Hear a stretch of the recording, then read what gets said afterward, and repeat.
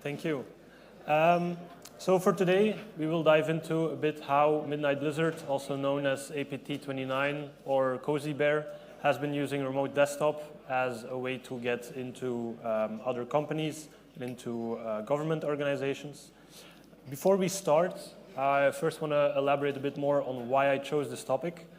I feel like coming from an offensive security background, I really enjoy, probably as many of you here, reading up on a variety of TTPs used by APTs. When I was researching this particular topic, at the same time there was this really nice in-depth investigation from an attack by NSA. I don't know if anyone has saw it. It was on the Chinese Polytechnical University. And you started reading it, and the attack kind of went as follows, from what I can remember. It was a bit a long time ago. But they started by hacking the edge routers of the university and then deployed custom firmware to have a man-in-the-middle position and to then inspect the traffic and redirect all web traffic to a custom zero-day browser exploitation framework. So they could serve the right users up with the right browser zero-day. Now, when I'm reading this, I'm like, okay, it's super interesting, but this is not something I can just set up for my next red team. So that was a bummer. But then you read articles about how APT29 is using just a stupid, simple RDP file to get initial access without having any issues like being blocked on the mail gateway or getting flagged as malware or anything like this. So it's very simple yet highly effective, which for me was something like, aha, I can use this. And that's why I chose this topic, because it was just a super interesting technique being used by these adversaries. So for the agenda, first I want to dive in a bit into who am I, a bit on my background, but not too much. Then we'll immediately go into the threat profile, who is APT29, but also what defines an APT. Then we'll talk a bit about how the timeline of the whole engagement went, how did they, which preparations did they do, how did they set up the environment, and then what are the options for weaponizing RDP. I'll end this session with also a quick demonstration and some advisory on how to detect, prevent, and hunt for this particular attack. So who am I? My name is Mickey de Baets. I'm currently the lead offensive security engineer at Vectra, the NDR company. I'm also a Hack the Box ambassador for Belgium. I teach at a Belgian college, and I'm also the founder of BEOPS, a red team specialized company in Belgium. So the threat profile. I've been telling you Midnight Blizzard, APT29, all a bit the same thing. But before we define who is Midnight Blizzard, why do they do what they do, we have to start with what is an APT. APT stands for Advanced Persistent Threat. Why advanced? It's because usually they have a full spectrum of intelligence gathering that they can rely on. Usually this comes hand in hand with being a state-sponsored group. So it's not per se that an APT is also state-sponsored, but we do see a lot of APTs that are state-sponsored. So you do have the full capacity of your country's intelligence operations behind you to operate and to do your engagements, which normally as a red teamer you don't really have. So that's already quite a difference. They're persistent. Think about maybe if you ever got, or somebody tried to scam you, they call you up, they will just try to have you to download AnyDesk or TeamViewer or to just do like a quick task, and the moment you struggle, they will just hang up and will go on with the next one, but they won't actually put effort into you. You're not special, unfortunately. These APTs, they are persistent. They have a target, and they will do everything they can to obtain their targets and to do the actions on objectives to make sure that they have what they want. Sometimes these operations last for years, and they don't really care. If they have to wait 2 years to actually get what they want, that's okay for them. Why are they a threat? Well, if you have the capabilities and you have the intent, then you become quite dangerous. Usually they also have the funds to have these super long operations and to do this full time. So working full time for very niche targets. Some very known examples are APT44, also known as Sandworm. It's a Russian APT They're part of the military intelligence service there. They are known, for example, for a lot of wiper malware. So I think it was in 2018 that they deployed some wiper malware, and this is what kind of made them very known. Also, Lazarus, allegedly North Korean, known for the very expensive crypto heists. I think the biggest one in history of 1.5 billion US dollars, which I think it was 20% or 25% that they were already successful in laundering. And also a funny one, NSA, the Equation Group. It's also an APT, actually. One of their more recent campaigns, allegedly, was the one on the National Time Service Center in China. I don't know if anyone has read about the attack.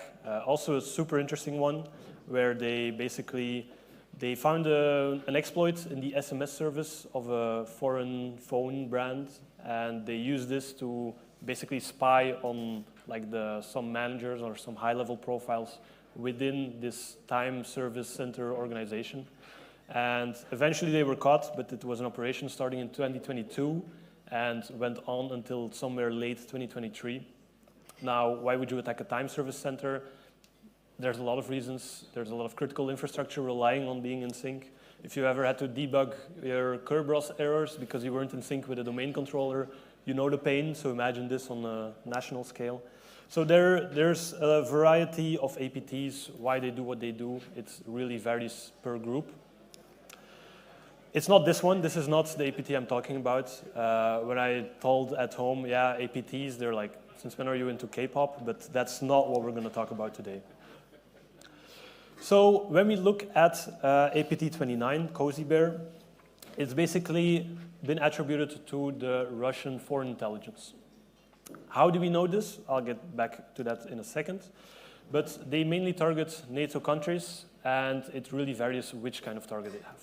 It could be some organization that's related to a university, it could be a think tank, it could be an NGO, it could be basically anything.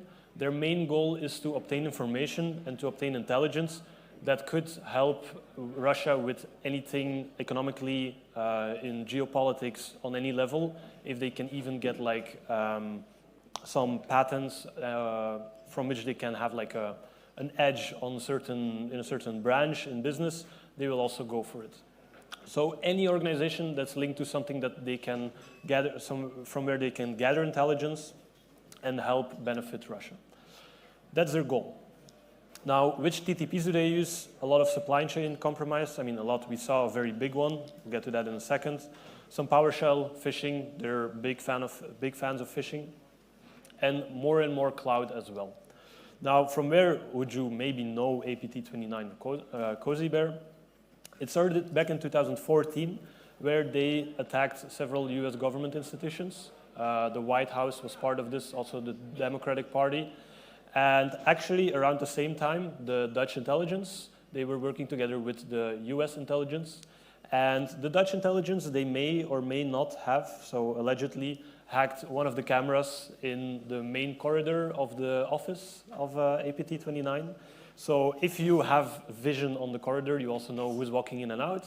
And they were sharing this information with the US and pretty quickly to identify that this was part of Russia's foreign intelligence. After they did some more attacks, they hacked Denmark's national bank. They targeted some COVID-19 vaccine development centers. SolarWinds, small company, not a big deal, maybe it rings a bell.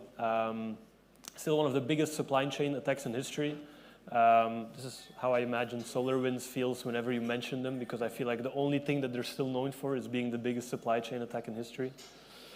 Microsoft in 2024, very interesting case because they weren't after Microsoft's data or even after Microsoft's user data. They basically hacked Microsoft to just see, hey, what do you guys know about us? They were explicitly searching for stuff that Microsoft's threat intelligence team had on Cozy Bear.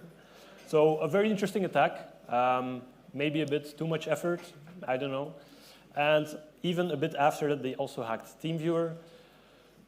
TeamViewer came out with a statement. This was somewhere late 2024, where they did admit that they were being hacked by APT29. However, they did mention that it was not the production environment, but more the corporate environment, so that another SolarWinds was basically out of the question.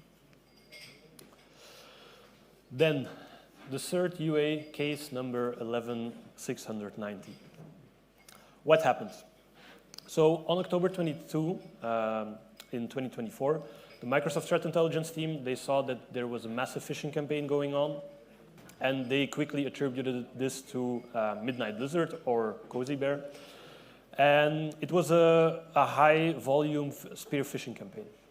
They were seen sending over 1,000 phishing emails to people in over 100 organizations. So governments, academia, think tanks, NGO, but even private sector companies.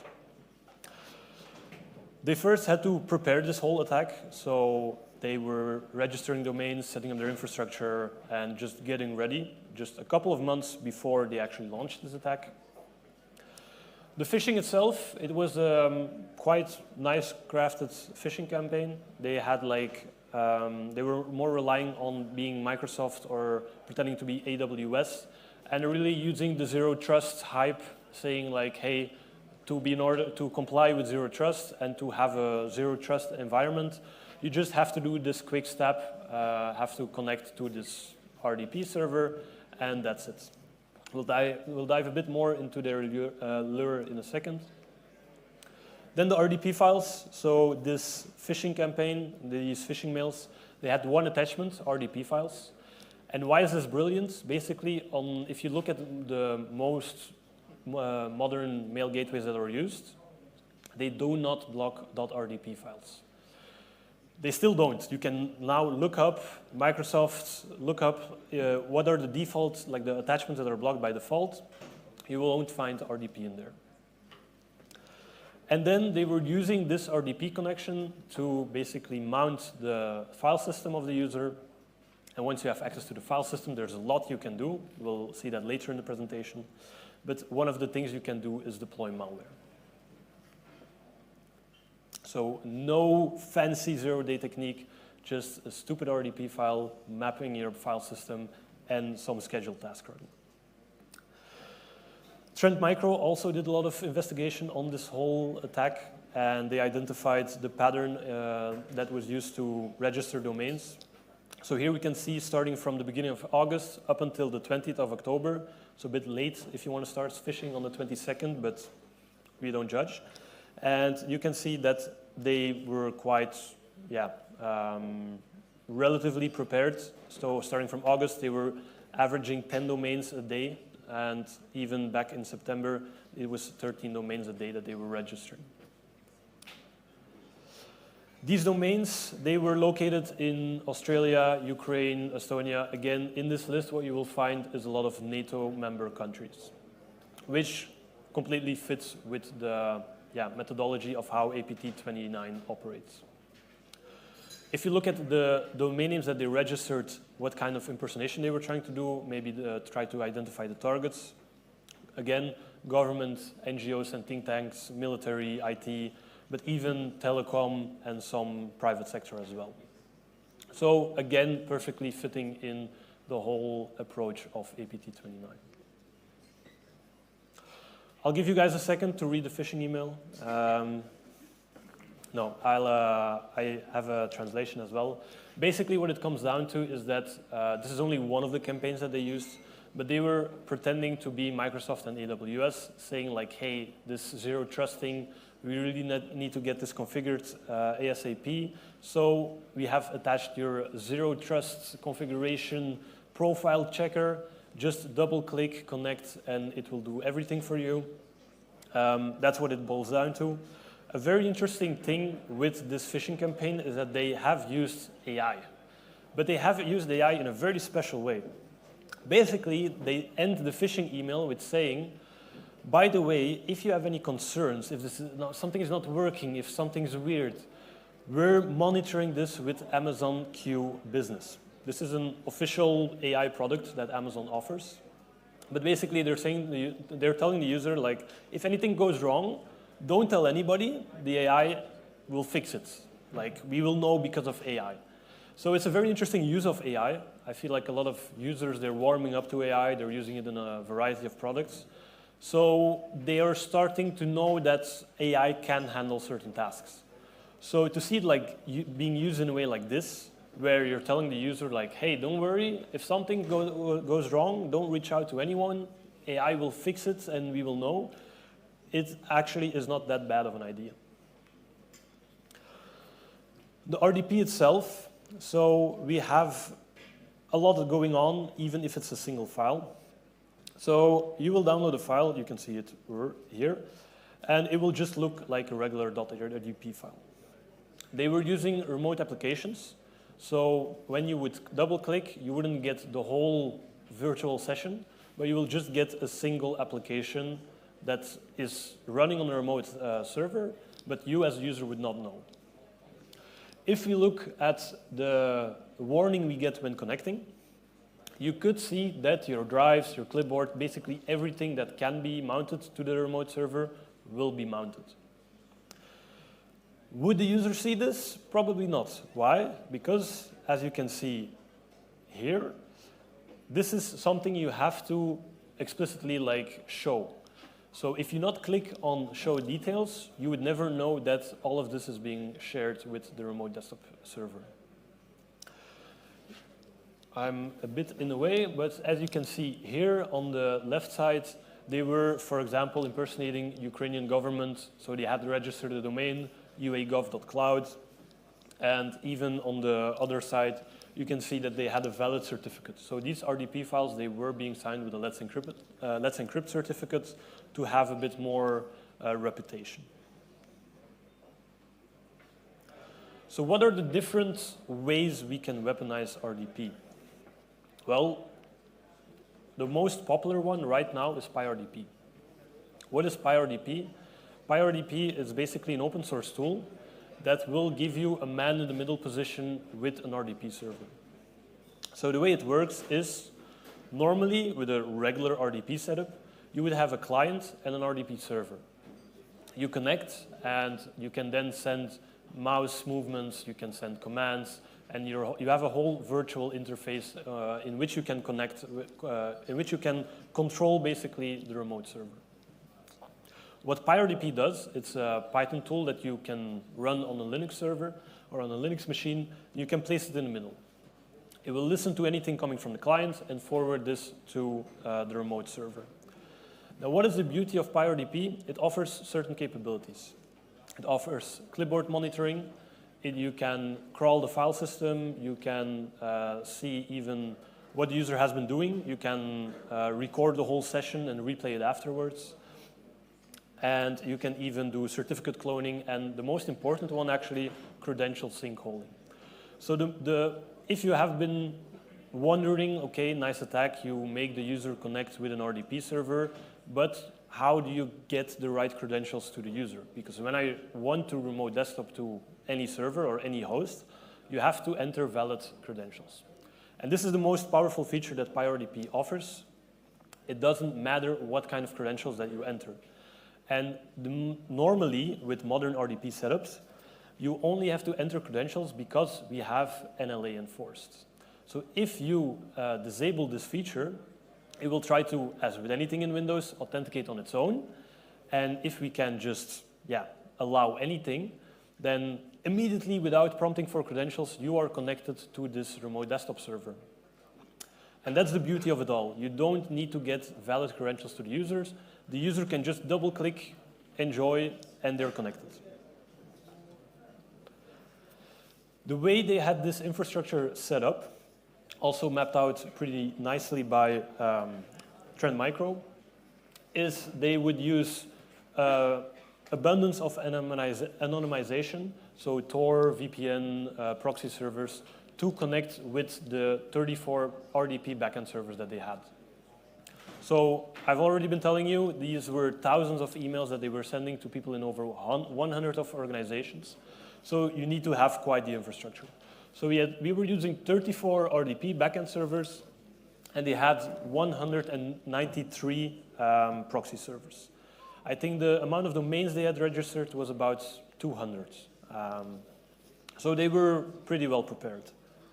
So in this case, to go back to the previous image, that would mean you had on the RDP server edge, you had 34 servers available and 193 different proxy servers to relay everything you're doing. Now, okay, so what you can RDP, that's fine, right? Well, it depends. If you share your file system, what are the opportunities you have as an attacker? First of all, the clipboard, it's nice. Maybe they have their passwords already copy-pasted, like copied, because they were expecting to enter this. Can be interesting. The file crawling, super interesting. You might find some interesting credential material on the hosts. But the file system mapping is the most important one for this whole attack. Because once you have the file system mapped, what can you do? You can deploy a .link file on the victim's desktop. That could be nice. It's not very intrusive. It's not that wow. It's a link file, so you can also mess with the icon. There's a lot of things you can do to make it like more appealable to the user. It's very easy to do, and it blends in. It depends. I'm a bit of a freak when it comes to my desktop. Nothing touches my desktop, but I've seen some other desktops where for sure you would not see this link file. You can then create a shortcut to activate the link file. The only disadvantage here is mainly that this is not active until you reboot the machine. So you do have a delayed execution, which, I mean, can be worth it. You just have to wait a bit longer. And you do need the user to actually use the shortcut to activate the link file. Or you have to hope they manually double-click the link file, but this could be a bit trickier.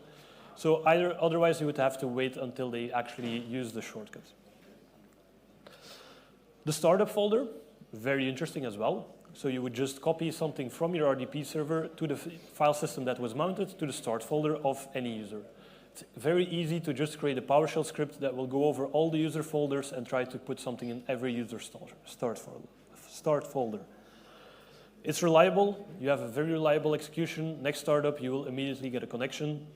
You don't need any interaction. You're not waiting for the user to do anything except for rebooting, but normally, eventually, they will do this. The problem with this is that a lot of EDRs these days do easily flag something coming up in your start folder. So that might be an issue. We have sideloading, also very interesting. You place a DLL in a location that you will know that a program will use it. And then you just have to wait for the user to use the application. The application will load the DLL. Your payload's being executed. Very stealthy, bypasses certain constraints such as application whitelisting if they have app locker or WDAC configured. Very nice to have a side loading in this case. The problem is, let's say you go for the side loading approach. I can tell you there's no such thing that's more frustrating than when you have your team's side loads, payloads ready to use, and then you're on the host system and you find out that they're using WebEx.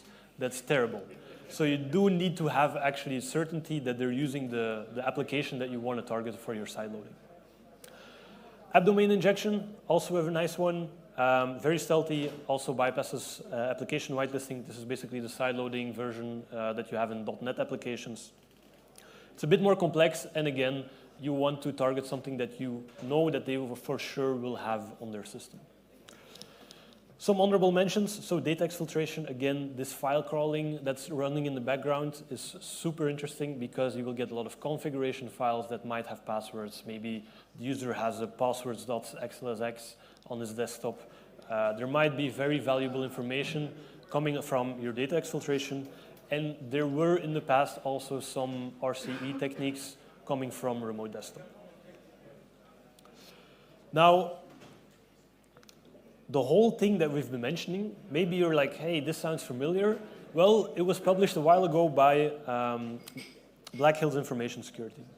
They did a very nice write-up on how it works, their process in going through the setup, and why they wanted to use RDP for initial access.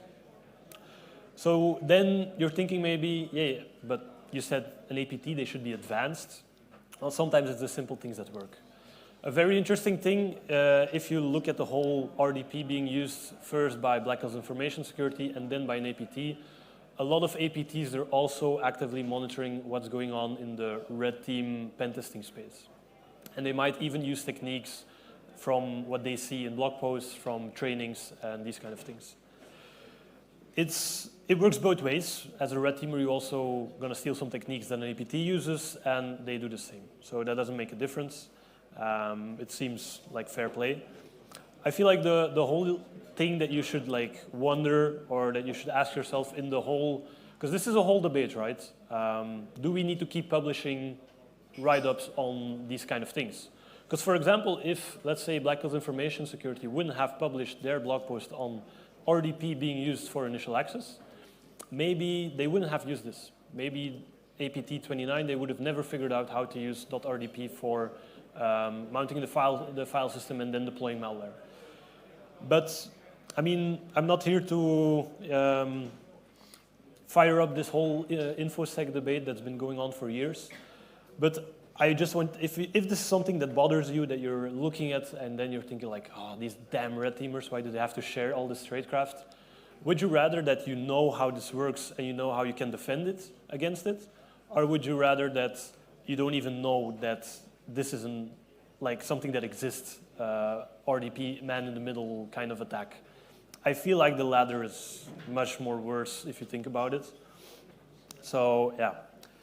I have a demo. I have it both on video and live. So we pray to the live gods, to the live demo gods. If that doesn't work, I'll have to fall back to the video.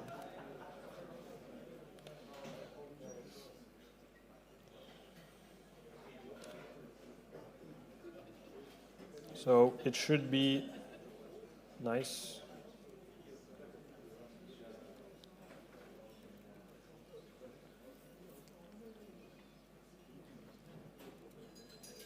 So on the right side, I will have my PyRDP man in the middle listening.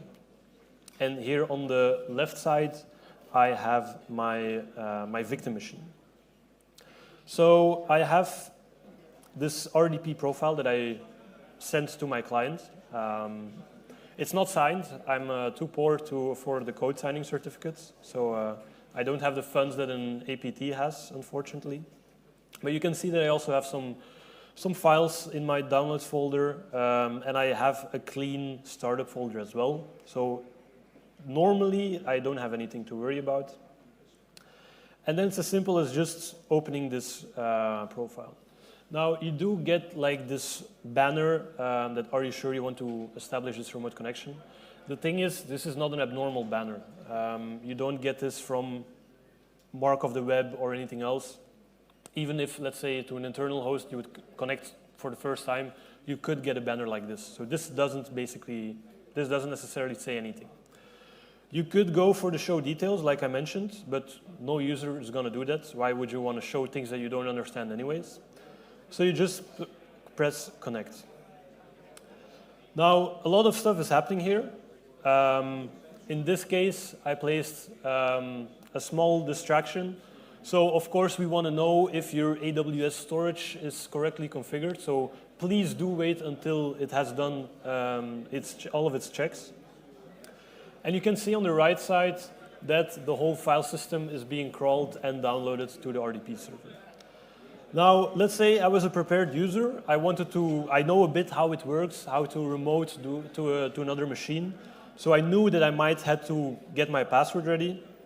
So I copy it to my clipboard, and you could see here the clipboard is also being monitored, and the attacker would also have my password. So at this point, I'm not sure why I'm doing this. I will close this because I've been doing it for way too long, 40%. So this stops.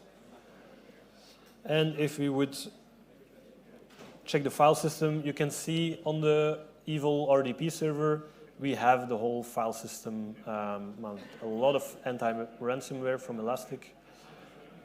It doesn't have everything now because I aborted it a bit quickly. But you can see it doesn't take long for the malware to appear in my startup folder. So that's how easy it is. Even if I wouldn't have waited until 40%, the moment you connect, you can easily configure a scheduled task that runs when you log in.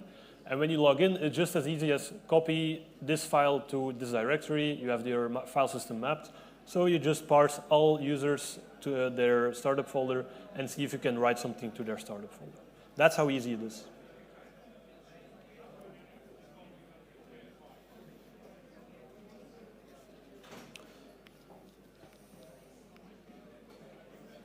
So, of course, you don't want this to happen to you. Now, the odds of you being targeted tomorrow by APT29 are quite low. I wouldn't say maybe unlikely, but quite low, so don't lose any sleep on this. But what you can do, you can block RDP files on your mail gateway. Just a simple thing to do. Normally, you don't expect your users to be receiving RDP files in their inbox. You can also block users that usually don't come into contact with a remote desktop server to just block RDP files for them. Even better, you can use the Windows host firewall to not allow MSTSC, so the RDP process, to make any connections to the internet. Maybe you are using RDP, but usually you're only RDPing to other service in your network. So you can just say this process shouldn't make contact to the internet. Even better is to use GPO to your advantage and don't allow users to share things like their clipboard, their file system with remote desktop servers. And of course, if they steal credentials, I mean, you should have MFA in place, conditional access policies. Also a nice query to hunt. If you're really gonna lose sleep over this, then you can be have a bit of peace of mind to know that you didn't get any mails with RDP attachments from a Russian military intelligence group. And even if you see something from this query, maybe it was just IT. Like it could have actually been IT. Now, detect. This was also something interesting to investigate. So there are a few things that you can actually do to detect this when it's going on. First of all, if you work at an NDR company, the first thing you're going to do is just launch the attack against your NDR product. And one of the early signs was smash and grab detection. I don't know if there's any better name for it, but the fact that you're connecting to a site that you've never seen before, and suddenly you're uploading more data than you're receiving, could be quite a suspicious behavioral thing. So that's already, you can see here, data normally sent, nothing, and suddenly I'm sending 207 megabytes, and it's not here yet. It's not in this screenshot, but I think it was even like 25% of the data downloaded. The data downloaded was 25% of the data sent. So that's already something quite suspicious. Another interesting avenue is the JA3 and 4. Who knows what JA3 and 4 is? Some enthusiasts? So whenever you set up a connection, you will probably use an encrypted channel. Even RDP, this is done over, when you connect with RDP, this is done over an encrypted channel using TLS. Now, what is JA3 and JA4? You basically can fingerprint every TLS connection. So me as a user, I will have a specific set of ciphers that I use and some other actions that I do when I connect over TLS, but the server will do the same. And this match of your behavior and which ciphers you accept and which ciphers you offer can be fingerprinted. JA4 goes a bit more in-depth, but basically this SSL fingerprinting is a technique that's being used more and more to identify some services. And it might be a bit small, but of course, when I connect to a legitimate Windows server, the TLS stack will be different compared to that of the Python SSL library. So just purely this, you can already check and see that something weird is going on. So in the left side here, I have my connection to PyRDP, and on the right side, I have my connection to the actual RDP server.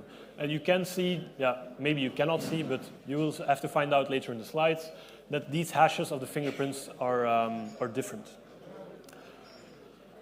And another very interesting one, I actually wasn't really aware of this in the past, but if you perform some decryption, you can actually find out that in the packets that you send to the RDP server is also your keyboard layout.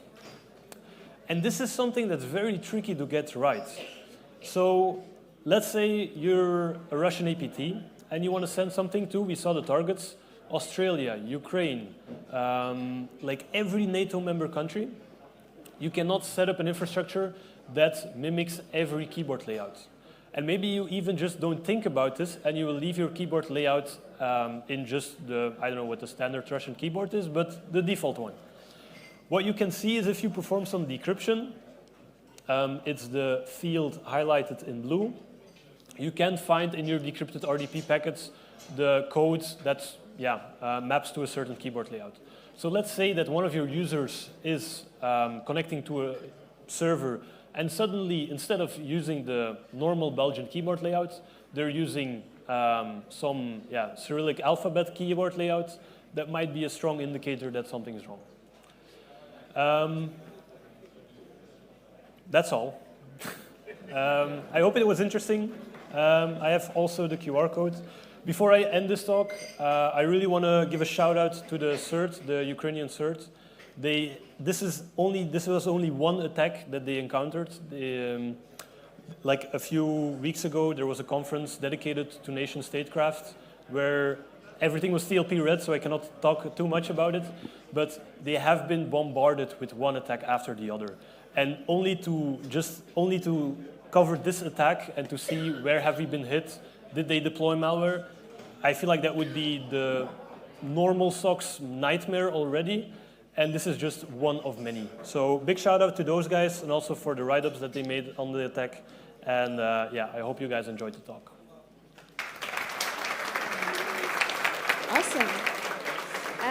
We have 2 minutes for questions. So does anyone have any questions?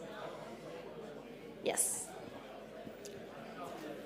You were talking about that they had RDP files that were signed. Yes. You said it costs a lot of money. Is it not a Let's Encrypt certificate? It really depends. Like you can get a code signing certificate for like 80 euros. So it's not super expensive. Usually they won't play fair and pay for their code signing certificate even, and they will use something that was leaked or they found during a previous hack. It's not super expensive, but it's just too expensive for a talk. That's what it comes down to.